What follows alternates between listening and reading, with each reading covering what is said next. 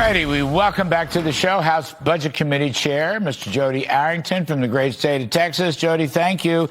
So I'm just thinking the only way, if it's Pentagon money, the voter ID, all the DHS ICE money, the fraud, you got to have a reconciliation bill, and you got to have it as soon as possible. I agree, Larry. The Democrats have proven not to be interested in governing. I think everybody gets that by now.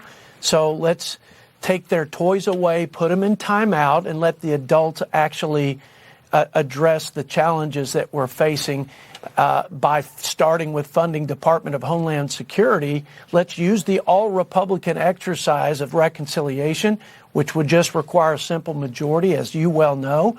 And let's do that because there's an inherent offset if you take it out of discretionary and put it in mandatory. We shouldn't just do it with ICE and BBP. Let's do the whole agency, not just 1 year. Let's do it through all 3 years remaining on Trump's administration, his term, anticipating that they're going to continue this hostage holding into the future.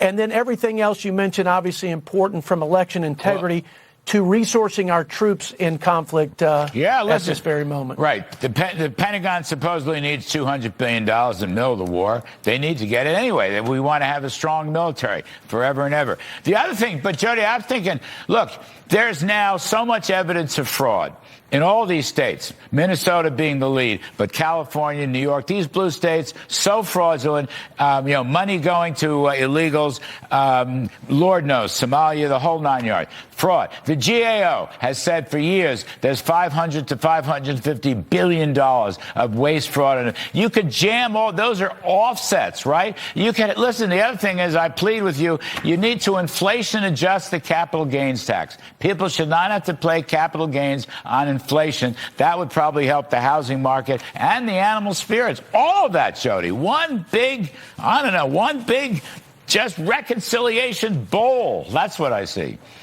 Well, I love it, Larry. You've been reading my mail because I think this is the way Republicans ought to move forward to address the housing and other affordability issues that were brought to you and me and our country by the Biden-Harris administration because of their failed economic policies and unbridled spending.